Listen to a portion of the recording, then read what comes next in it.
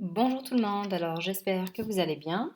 Aujourd'hui, on va commencer une nouvelle leçon qui est principalement destinée pour les personnes qui sont en première année collège ou l'équivalent de cinquième. Alors, donc la leçon, c'est le parallélogramme.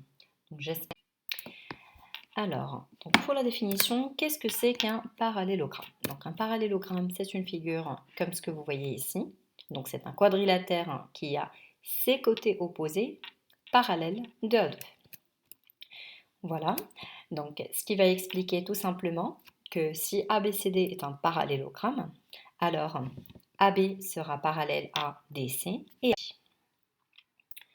voilà, donc maintenant pour ce qu'il en est des caractérisations du parallélogramme, donc principalement les diagonales et les angles.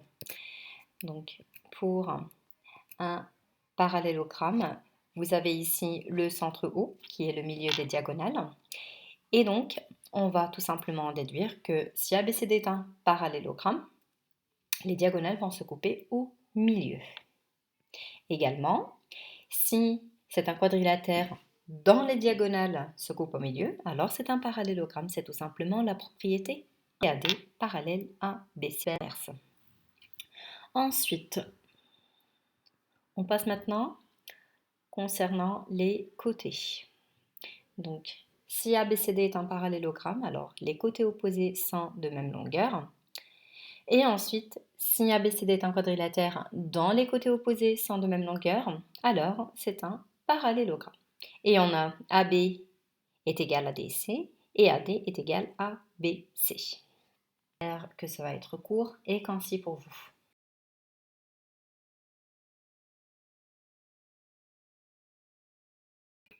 Voilà, donc maintenant pour ce qu'il en est des angles concernant le parallélogramme. Donc comme vous le voyez ici dans la figure, qu'est-ce qu'on a? On a les angles opposés sont 2 à 2 égales, de même mesure. Donc on a bien CDA est égal à CBA et également ADB est égal à BCD. Voilà. Et autre chose, c'est que les angles qui sont l'un à côté de l'autre, consécutifs, ils vont former 180 degrés. Voilà. Donc maintenant, pour la propriété inverse, qu'est-ce qu'on va dire? On va dire que tout simplement, si les angles opposés d'un quadrilatère sont de même mesure, voilà, ça sera un parallélogramme. Alors, donc maintenant, on va passer au centre de symétrie du parallélogramme. Donc, comme vous l'avez déjà vu auparavant, le centre de symétrie du parallélogramme, c'est le point O qui est le milieu des deux diagonales, comme ce que vous voyez ici dans la figure.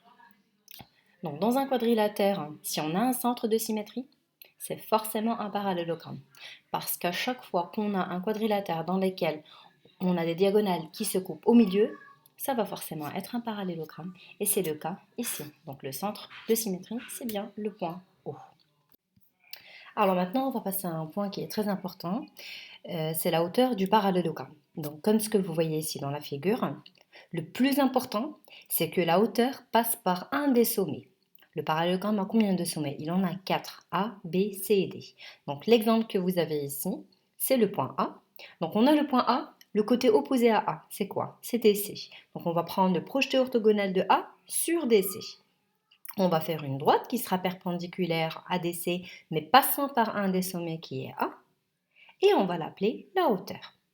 Si on veut tracer d'autres hauteurs, il faut le faire toujours de la même manière. Prendre le sommet, faire son projeté orthogonal sur le côté opposé, et ainsi vous aurez la hauteur de votre parallélogramme. Donc c'est un segment perpendiculaire à un des côtés et qui rejoint bien sûr le côté opposé.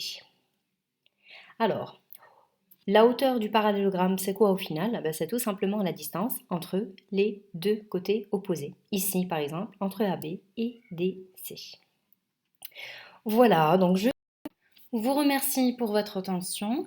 Si vous avez des questions, quoi que ce soit, il y a toujours les commentaires. Vous pouvez bien sûr vous abonner pour beaucoup plus de leçons, mais toujours dans les méthodes la plus simple qui soit. Comme ça ne va pas vous compliquer les choses.